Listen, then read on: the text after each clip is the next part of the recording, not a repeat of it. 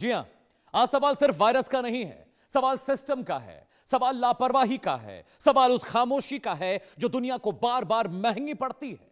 1918 का Spanish flu जिसने करोड़ों लोगों की जान ले ली, फिर आया HIV एड्स जिसने पूरी पीढ़ी को झकझोर कर रख दिया, SARS, H1, swine flu, Ebola virus जैसे डिजीज आए और फिर दुनिया कभी नहीं भूल सकती कोविड-19 का वो खतरनाक दौर जब शहर बंद थे, सड़कों पर सन्नाटा था और सांस लेना भी डर बन गया था। लेकिन आज इतिहास खुद को दोहराने की तरफ बढ़ रहा है।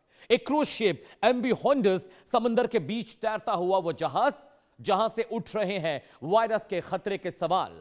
क्या यह महज संयोग है या फिर वही पुरानी कहानी, लापरवाही, छुपाना और खतरे को नजरअंदाज करना? क्या दुनिया फिर से किसी नए खतरे की जद की तरफ जा रही है?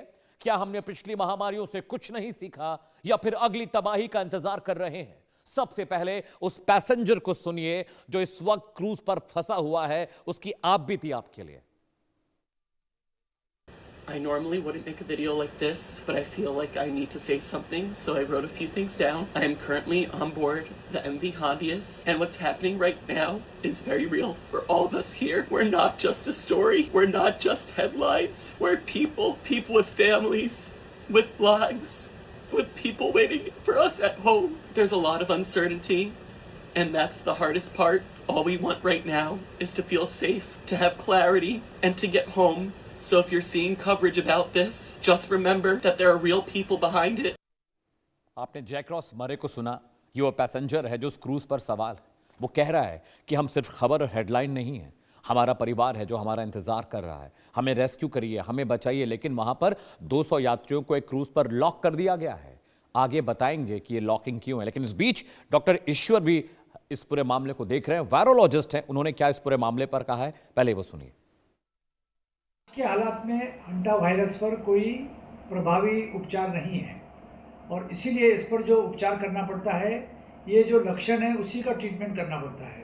बुखार है तो बुखार को कम करो, ऑक्सीजन कम हो तो ऑक्सीजन दो, उसके बावजूद अगर दम लगता है तो वेंटिलेटर लगाओ, ICU में ट्रीटमेंट दो, फ्लूइड रिप्लेसमेंट करो क्योंकि इसके अंदर कभी कभी रक्तचाप बहुत गिर जाता है। तो ऐसे हालात में खाली सिम्टम का ट्रीटमेंट होता है, हंटा वायरस का कोई ट्रीटमेंट नहीं होता। एक ट्रायल ऐसा हुआ है कि रिबावायरिन नाम का जो एंटीवायरल है वो कुछ लोग ट्राई करते हैं। इससे बचने का कोई टीका भी नहीं है। ऐसा एक RNA टीका ज़रूर है कि जो एक ट्रायल के जरिए यूज़ हुआ है कोरिया में और चाइना में, लेकिन ये मार्केट में उपलब्ध नहीं है और इसके क्लिनिकल ट्रायल और जगह होना बाकी है।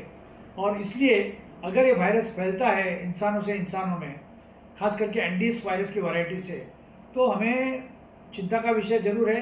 कितना फैलेगा हम देखेंगे, किस ढंग से मैनेजमेंट होगा उस शिप का, जहाँ पर लगभग 149 लोग हैं, सवार हैं, उनके अंदर हंटा वायरस होने का इन्फेक्शन है।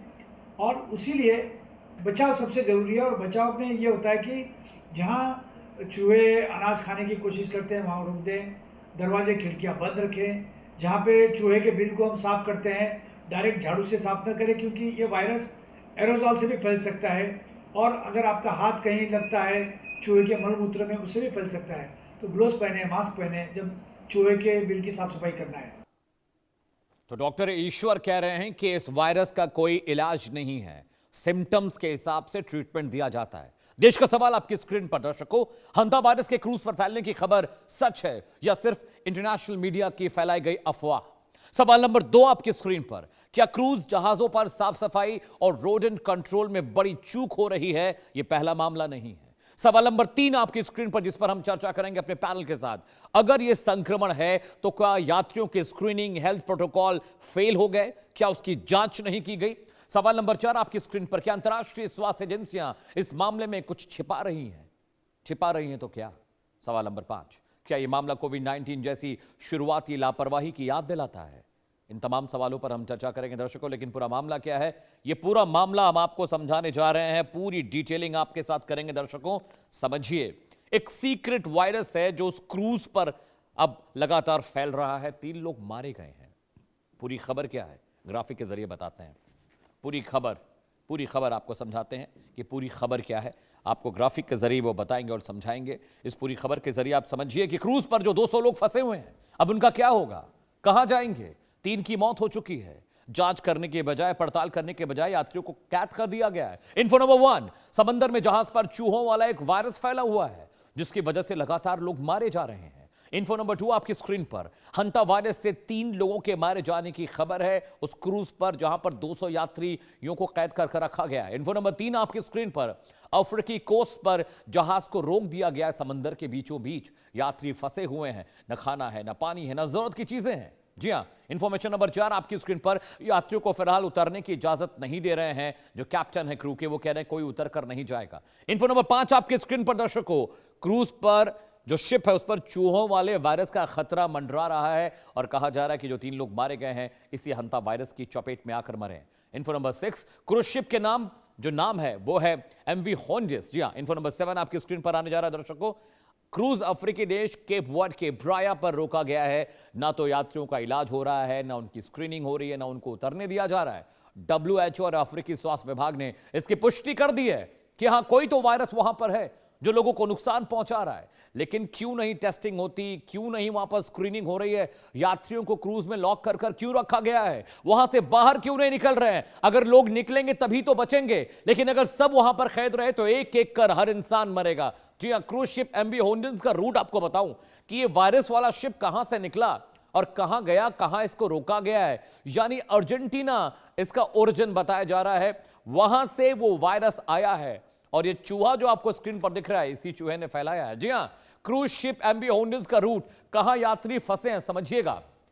इस समय ये जो शिप है ये उशुआइडा से निकला था अर्जेंटीना के पास से, यहां से होता हुआ अटलांटिक महासागर से होता हुआ केप वर्डो पहुंचा साउथ अफ्रीका के पास, और इसको कैनरी आइलैंड जो स्पेन में है वहां इसकी डेस्टिनेशन थी, लेकिन अफ्रीका के केप वर्डो में इसको यहां पर कोस्टल इलाके में रोका गया है। सोचिए 40 लाख रुपए फीस पे कर कर इस क्रूज पर लोग घूमने गए थे, अच्छा वक्त बिताने गए थे, लेकिन ये क्रूज अब उनकी मौत का जाल बन चुका है, डेथ केज बन चुका है। 200 यात्री इस पर सवार हैं, सबकी स्क्रीनिंग होना चाहिए, सबकी टेस्टिंग होनी चाहिए, लेकिन वो हो नहीं रही है। एक यात्री रोता हुआ, रॉस की हमने आपको प्रतिक्रिया दिखाई, वो रो रहा है, वो कह रहा है कि हम सिर्फ खबर नहीं है, हम हेडलाइन नहीं है, हमारा भी परिवार है, हमारा इंतजार घर पर लोग कर रहे हैं, हमको दवाई दीजिए, हमको ट्रीटमेंट दीजिए, यहां से निकलिए। ये जो आप मैप देख रहे हैं, यहां सर अर्जेंटीना से यहां से ये निकला और वहां पर देखिए केप वर्डो में से रोका गया है। साउथ अफ्रीकन एजेंसीज और WHO ने इस बात की पुष्टि कर दी दर्शकों कि हां कोई वायरस तो है,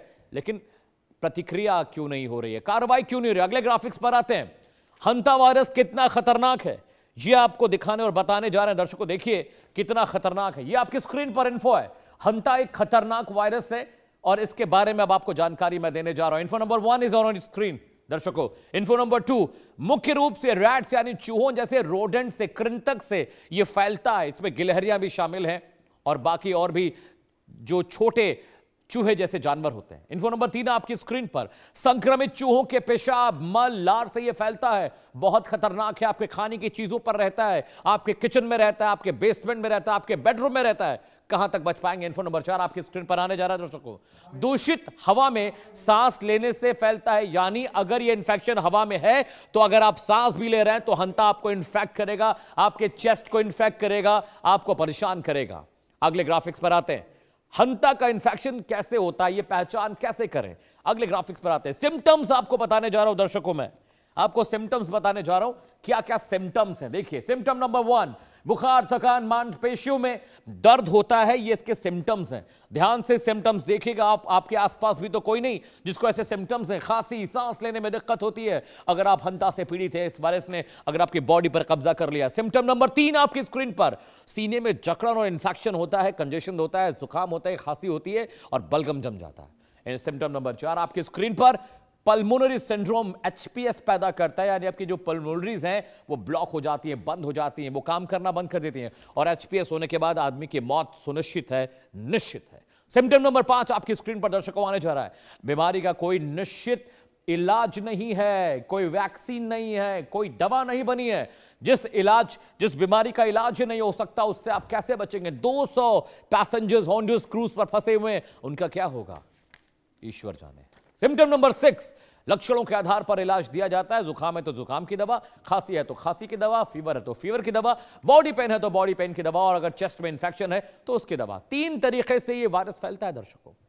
वो आपको भी जानना बहुत जरूरी है, ताकि आप प्रिकॉशन ले सके, खुद को बचा सके, क्योंकि 200 जो क्रूज मेंबर है वो परेशान है। स्क्रीन पर आपके ग्राफिक देने जा रहे हैं, वो समझिएगा। और इसका पहला जो तरीका है फैलने का, दूसरा जो तरीका है फैलने का, वो आपको हम बताने जा रहे हैं। जी हां, देखिए 3 तरीके से फैलता है वायरस। पहला तरीका क्या है? अगर वायरस का वाहक चूहा किसी इंसान को काट ले तो यह पहला तरीका है दर्शकों।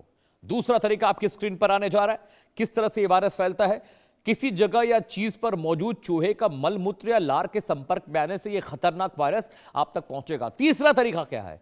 अगर इंसान ऐसी चीज खाता है जिस पर चूहे के अपशिष्ट पड़े हो, लार पड़ा हो, तो आपको इंफेक्शन हो सकता है, आप बीमार, बहुत ज्यादा बीमार पड़ सकते हैं। अगले ग्राफिक्स पर आते हैं। जी, हंता वायरस कोविड से भी खतरनाक है। यह हम क्यों कह रहे हैं दर्शकों? आपको इसका जवाब मैं देने जा रहा हूं। कोविड के सिम्टम्स ऐसे थे कि आप इलाज तो कर पा रहे थे, हंता तो छोड़ता ही नहीं है। इन्फो नंबर 1, हवा के जरिए नहीं फैलता, फिर भी कोरोना के मुकाबले ज्यादा घातक, ज्यादा खतरनाक है यह वायरस। जी हां, info number 2 is on screen.